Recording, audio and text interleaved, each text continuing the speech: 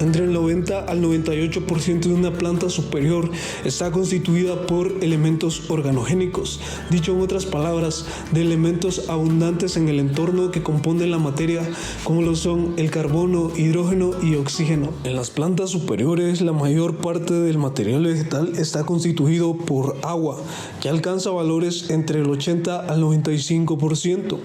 El agua se encuentra contenida en diferentes proporciones dependiendo de la actividad metabólica de cada una de las partes de la planta. Entonces, ¿cómo sabemos en realidad qué proporción de elementos constituyen a una planta? Acá tenemos una tabla donde se muestra a los principales elementos organogénicos y minerales que constituyen a las plantas. En la otra columna tenemos el porcentaje estimado con base en la materia seca. El carbono constituye del 44 al 49% de la planta. El oxígeno constituye del 42 al 46%, el hidrógeno del 5 al 7% y los elementos minerales del 2 al 10% del total de la planta, mas sin embargo juegan un papel vital en el crecimiento y desarrollo de las plantas. Ahora que conocemos esto, veremos de dónde provienen estos elementos que constituyen a las plantas. El carbono proviene del dióxido de carbono del aire, que es incorporado en la materia orgánica a través del proceso de fotosíntesis, mientras que el hidrógeno proviene del agua, la cual es absorbida del suelo o de los medios nutritivos por las raíces. Y el oxígeno, necesario para la formación de la sustancia vegetal, es tomado tanto de la atmósfera como del agua y sales de nitrato, sulfato, borato y carbonato. Conocidos estos elementos, tengo que recalcar que las plantas no pueden subsistir únicamente abastecidas con agua y aire, pues requieren además de varios elementos minerales, como nitrógeno, fósforo, potasio, azufre, calcio, magnesio y hierro. A pesar de que estos elementos se encuentran en concentraciones del 2 al 10% del peso de la materia seca de las plantas, ejercen una influencia vital sobre su crecimiento y desarrollo. En los tejidos de las plantas se han encontrado más de 70 elementos químicos, de los cuales solo 17 elementos son esenciales en el buen desarrollo y crecimiento de las plantas. Aunque a finales del siglo XIX prevalecía la idea de que para el crecimiento normal de las plantas solo eran necesarios elementos como nitrógeno, fósforo, potasio, calcio, magnesio y azufre, a principios del siglo XX se reconoció que para el crecimiento normal de las plantas además se necesitaban otros elementos en pequeñas cantidades, que fueron nombrados como micronutrimentos o microelementos. Estos elementos son requeridos por las plantas en pequeñas cantidades, ya que un abastecimiento excesivo de ellos inclusive podría ocasionar alguna intoxicación en las plantas. Estos microelementos conforman un total de 8 elementos. Criterios establecidos para definir a un elemento como esencial. Las plantas no poseen un mecanismo de absorción absolutamente selectivo. Pueden absorber elementos tanto esenciales como innecesarios e incluso los nocivos, de tal forma que la composición mineral de las plantas no es una guía absolutamente de confianza para determinar si los elementos absorbidos juegan o no un papel esencial en la vida de ellas. Arnold y Staub proponen 4 criterios para definir a un elemento como esencial. Con la ausencia del elemento en cuestión no es posible un desarrollo normal de la planta y ésta es incapaz de completar su ciclo vital. Este primer criterio se refiere que ante la ausencia o carencia de un elemento del medio nutritivo, primero el crecimiento se detiene y luego ocurre la muerte de la planta, pero antes de que ésta muera hacen su aparición diferentes síntomas de deficiencia, como lo puede ser una clorosis, una necrosis o malformaciones. Los síntomas de deficiencia deben ser corregidos únicamente cuando la planta es abastecida con el elemento correspondiente, o sea que el elemento en cuestión no debe ser sustituido o reemplazado totalmente por ningún otro elemento. Esto nos indica que la adición del elemento faltante cuando la deficiencia no es aguda debería causar la desaparición de los síntomas externos y finalmente se podría restaurar o realzar el crecimiento de la planta, recalcando que el elemento en cuestión no debe ser sustituido o reemplazado totalmente por ningún otro elemento, aun cuando posean propiedades químicas semejantes, satisfaciendo así el segundo criterio de esencialidad.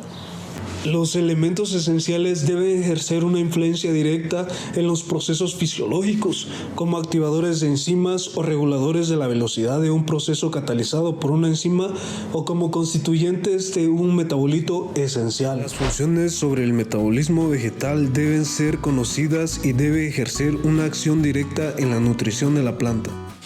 Creo que se entiende bastante bien.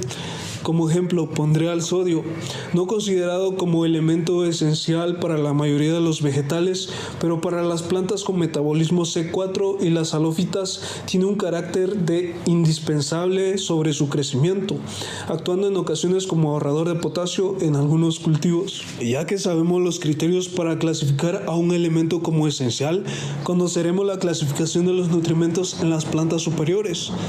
Son 17 elementos esenciales para las plantas superiores, donde se debe considerar que en diferentes especies las concentraciones y relaciones de los distintos nutrimentos pueden variar, lo cual ocurre aún en plantas del mismo genotipo que crecen en diferentes condiciones.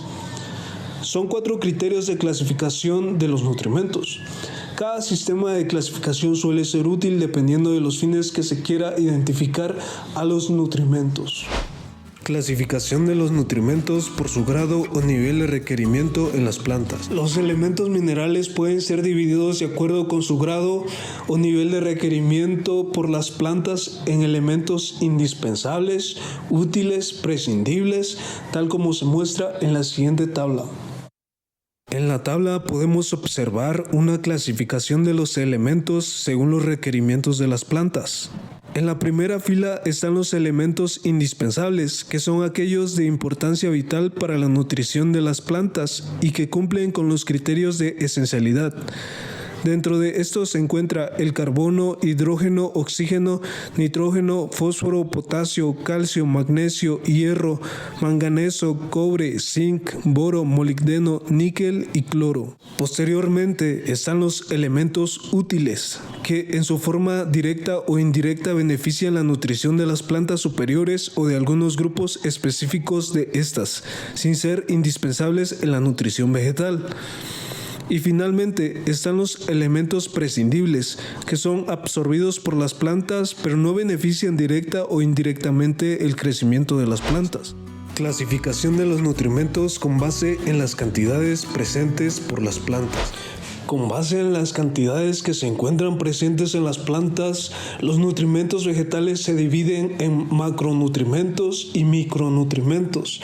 Mediante un criterio con límites arbitrariamente aceptados, establece que los elementos como carbono, hidrógeno, oxígeno, nitrógeno, fósforo, potasio, azufre, calcio y magnesio se encuentran entre los macronutrimentos, ya que su concentración en el tejido vegetal seco es de 1000 miligramos por kilogramo o igual a 1000 partes por millón, mientras que los que se encuentran por debajo de los 500 miligramos por kilogramo de materia seca o correspondiente a 500 partes por millón son considerados como micronutrimentos, como lo es el caso del cloro, el hierro, el manganeso, el cobre, el zinc, boro, molibdeno y níquel. La siguiente tabla nos muestra a los elementos catalogados como macronutrimentos de acuerdo con la cantidad presente en las plantas, medidas en unidades de miligramos o partes por millón en un kilogramo de materia seca. El nitrógeno y el potasio se encuentran en un intervalo de 0.8 a 5%, que equivale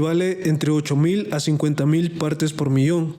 El fósforo y el magnesio se presentan en niveles de 0.5 a 0.65%, de 5.000 a 6.500 partes por millón. El azufre va de 0.04 a 0.4%, de 400 a 4.000 partes por millón. El calcio va de 0.2 a 3%, de 2.000 a 30.000 partes por millón. En esta otra tabla es similar, solo que acá están los elementos catalogados como micronutrimentos de acuerdo con las cantidades presentes en las plantas, medidas en las unidades de miligramo o parte por millón en un kilogramo de materia seca. Acá el elemento con mayor cantidad es el hierro, que va de 50 a 500 partes por millón. El manganeso se encuentra presente en un valor de 50 partes por millón. El zinc y el cobre presentes en un valor de 30 partes por millón. El boro alcanza concentraciones de 15 a 50 partes por millón. Y el molibdeno presenta un valor máximo de 5 partes por millón. Y como último, el níquel va de 1 a 10 partes. Clasificación de los nutrimentos con base en la forma en que son absorbidos, aniones y cationes. Acá tenemos un cuadro con las principales formas de absorción de los 14 nutrimentos de esencialidad para las plantas. En las particularidades interesantes son que el nitrógeno es el único elemento que es absorbido tanto como anión así como catión. Observamos los principales iones en que son absorbidos los elementos minerales por las plantas. En la primera columna tenemos a los cationes, donde encontramos al ion amonio, ion potasio, ion calcio, ion magnesio, ion hierro, ion manganeso, ion zinc, ion cobre y ion níquel. En la segunda columna tenemos a los aniones, donde encontramos al nitrato, al dihidrogenofosfato, al sulfato, al cloruro y al molibdato. Y en la última columna encontramos a la molécula sin disociar, que es el ácido bórico. Clasificación de los nutrimentos con base en su naturaleza química y sus funciones fisiológicas. El contenido de un determinado elemento en el tejido vegetal no indica en ninguna forma la magnitud en que dicho elemento es requerido fisiológicamente. Así, una planta puede absorber mucho más del que necesita para sus funciones. El requerimiento fisiológico depende de varios factores. Uno puede ser desde su forma de absorción. En el caso del nitrógeno, si se absorbe por medio de amonio, demanda menos molibdeno que otra planta abastecida especialmente con nitrato, solo por poner un ejemplo. Y por último, en esta tabla se propone una clasificación de acuerdo a las propiedades bioquímicas y a sus funciones fisiológicas de los elementos, donde dicha agrupación permite reconocer y observar más claramente las diferencias entre los diversos nutrimentos. Bien, tenemos 4 columnas: nutrimento, grupo químico, absorción y funciones fisiológicas.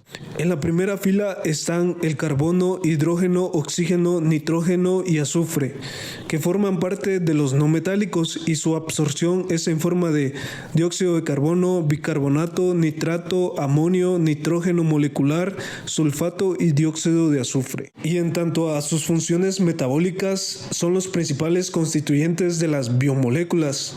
Participan en todas las reacciones enzimáticas y en los procesos metabólicos, síntesis de proteínas, respiración y fotosíntesis. Después tenemos al fósforo, boro y silicio. Pertenecen al grupo de los no metales, aunque el boro y el silicio son semimetales. Su absorción es en forma de oxocomplejos, fosfato, borato y silicato de la solución del suelo. En tanto a sus funciones fisiológicas, participan en reacciones de esterificación con grupos alcohólicos hidroxilo de numerosas moléculas. Los ésteres fosfatos son los responsables de las principales reacciones de transferencia de energía. El potasio, sodio, calcio y magnesio pertenecen al grupo de los metales alcalinos y alcalinotérreos. Recalco que el elemento sodio solo es benéfico o esencial para algunas especies. Se absorben en forma de cationes de la solución del suelo.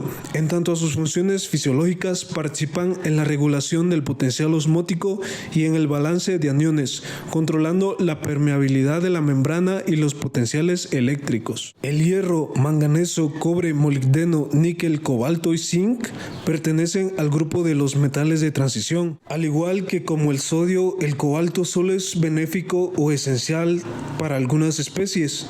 Su forma de absorción es mediante iones o quelatos de la solución del suelo. En tanto a sus funciones fisiológicas, forman quelatos y se incorporan en los grupos protéticos de enzimas. También participan en el transporte de electrones mediante cambios de valencia. Y finalmente, el cloro pertenece al grupo de los halógenos. Su forma de absorción es como cloruro de la solución del suelo y a través del follaje en zonas costeras. En tanto a sus funciones funciones fisiológicas, es esencial en la fotólisis del agua, en el fotosistema 2 y en el balance de cationes.